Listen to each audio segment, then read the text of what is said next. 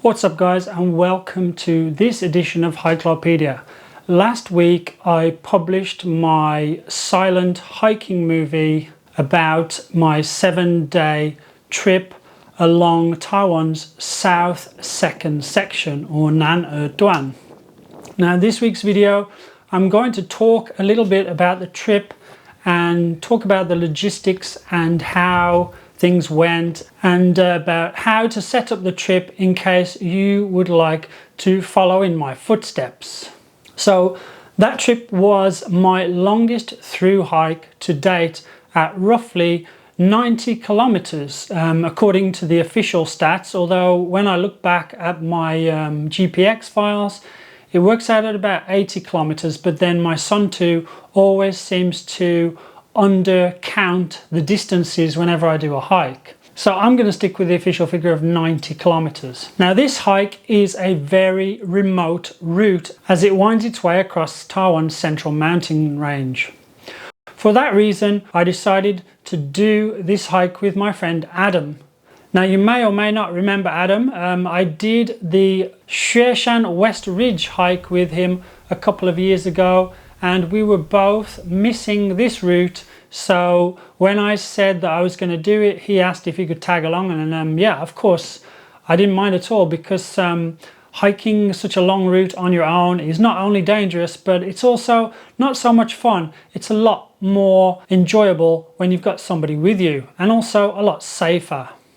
As I said, this route is pretty remote. From day 3 early morning until day 6 evening we did not see a single other hiker. That's like 4 whole days. Where is everybody? So it gives you an idea of how remote this trail can be.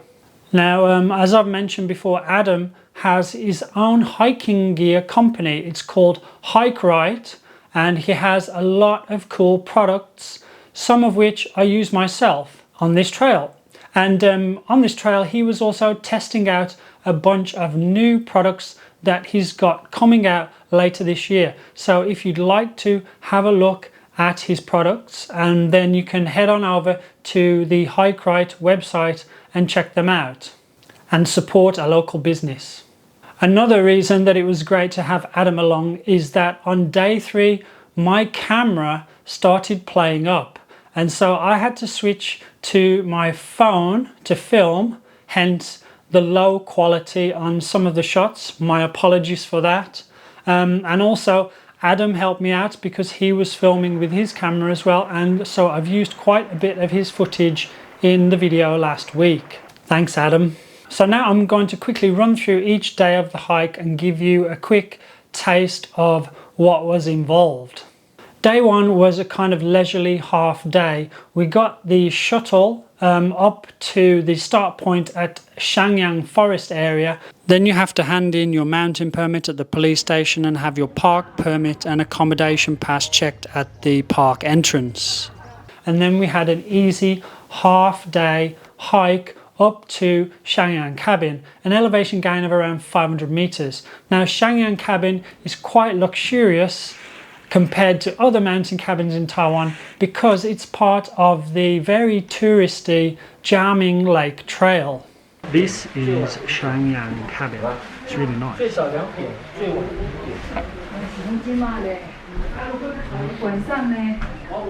Bathrooms are up there, and then the kitchen is down here.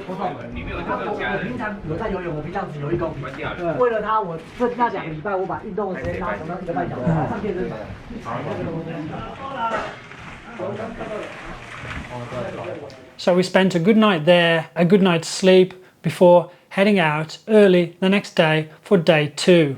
Now day 2 was the first of 2 extremely tough days.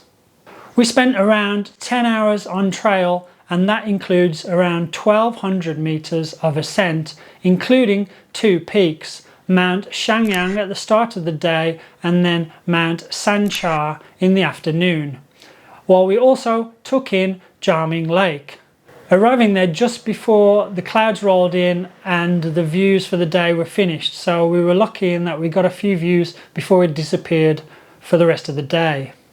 Then we had a roughly 700-meter descent down to our cabin for the night at Lakuyin. Now day 3 was another long day and probably the toughest one of the trail, as we were on our feet for more than 11 hours, and this included roughly 1,500 meters of ascent, starting with a 650-meter early morning walk up to the summit of Nanshuangtou. Then later on that day we had a 2.5 to 3 hours out and back to the summit of Yunfong. Luckily that's with day packs, before spending the night in Lulu cabin. Day 4 was thankfully a shorter day that included 2 more peaks.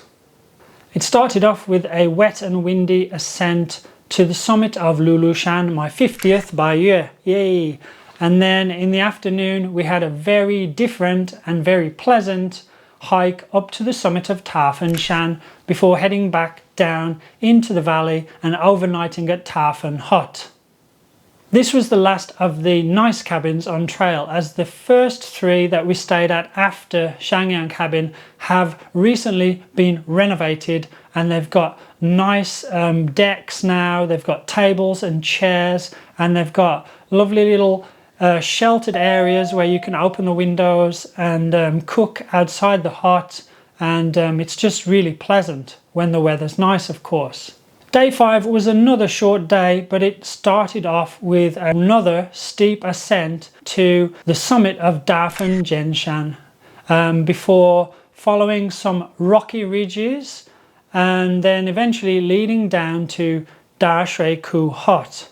Now we got to this hut really early at around 11:30 a.m. and had the rest of the day to hang out there. Unfortunately, this hut hadn't been renovated, but it was still in a pretty good condition and in a really cool location.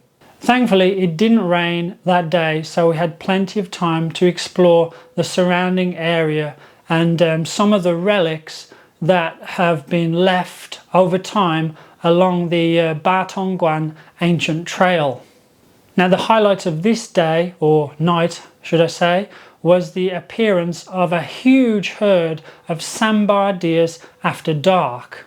We spent a good hour or so watching them up close and personal, and it was a really cool experience. If you've never heard the noise that a sambar deer makes, then you're in for a big surprise, as it's very loud and pretty scary. Now day 6 started out with a pretty cold and wet, although gentle, ascent up to the summit of Mount Dashueiku, followed by a tricky side trip to the top of Mount Shogulan, the highest point of the whole trip at above 3,800 meters. Then we started making our way down the valley. We stopped at XIangyang Cabin for a very long lunch and the chance to have our first wash in several days. Adam even took the opportunity to plunge into the pond there. He's a braver man than me. It was freezing. But even so, it was a nice opportunity to have a wash and get clean after a few days without water. Then we dropped down another 500 meters to our destination for the night, the picturesque yet extremely smelly Central Gold Mine Cabin. Now day 7 was our final day and a pretty long one, to say the least. It started with the ascent to Mount Batongguan and some absolutely amazing views, one of which was the thumbnail for the hike video. A tough descent then brings you back onto the spectacular Batongguan ancient trail as you head towards Dongpu and the finishing point of the hike. Originally we had booked in to stay at the very small Lele cabin, but we didn't fancy another night in a hut, so instead we upped the pace and ended the day in the small town of Dongpu, spending the night in an eerily empty hot spring hotel, think the Shining Taiwan version, before enjoying our celebration dinner in a massive empty dining room.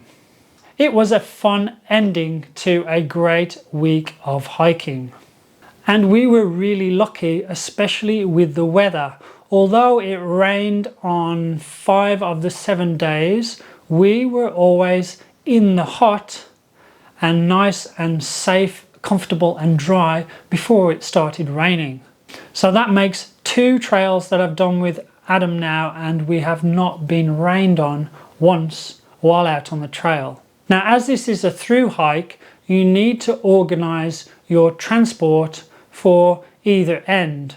Now, we decided to start from the Shangyang end, so that meant that we needed to organize a shuttle from Guanshan in Taidong up to the trailhead.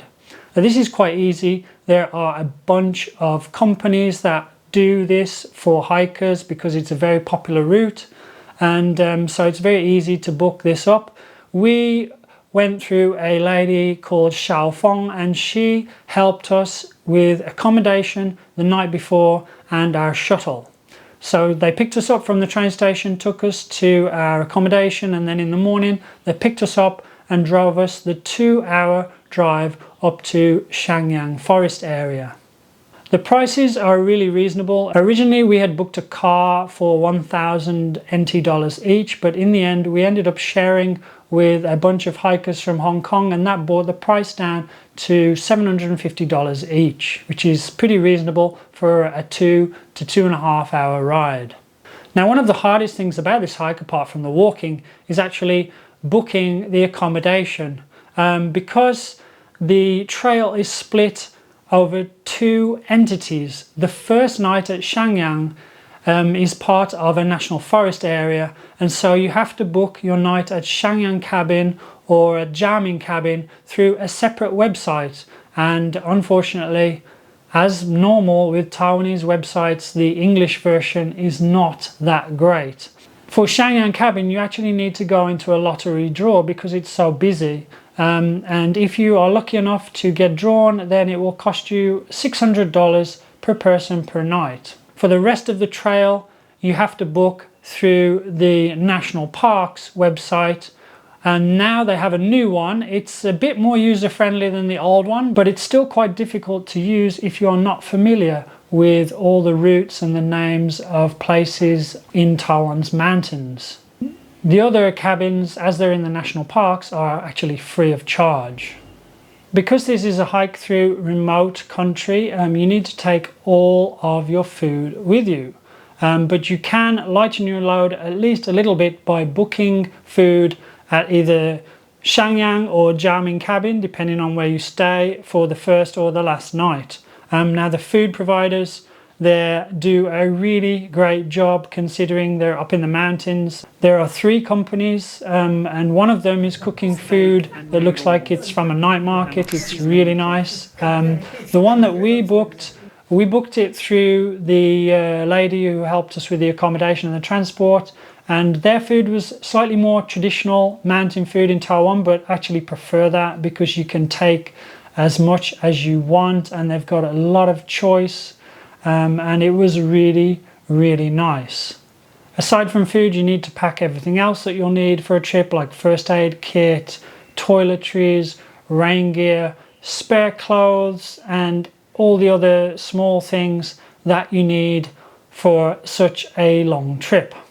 So I ended up packing probably around 20 kilograms. Now, I didn't take any new equipment on this trek. I used the bag that I bought for my last through hike last year, the Xped Thunder 70-litre backpack. It is a really good backpack. It's big enough for my needs and it's really, really comfortable.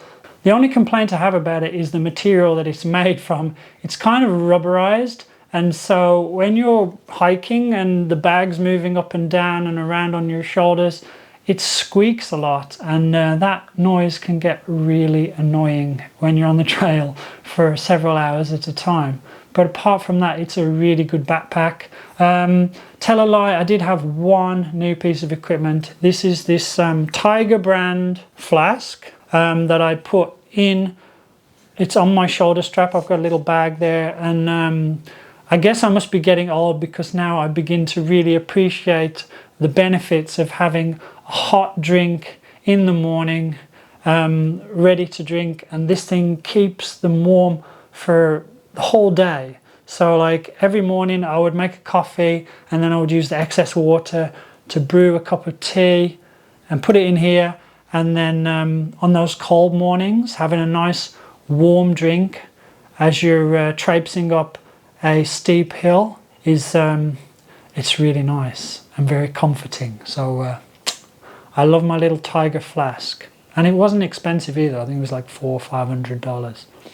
So that's it for this video, guys. I hope you found the information useful. Of course, if you have any other questions that I didn't cover about this hike or just hiking in general in Taiwan, then just drop them in the comments below and I'll do my best to answer.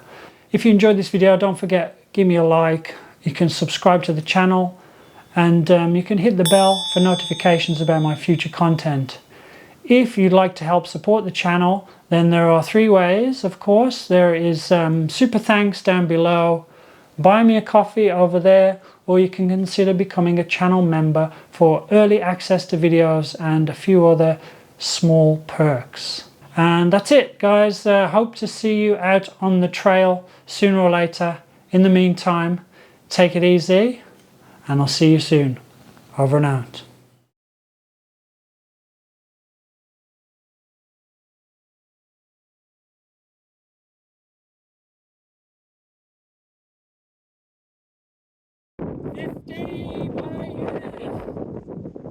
Give me some better weather though.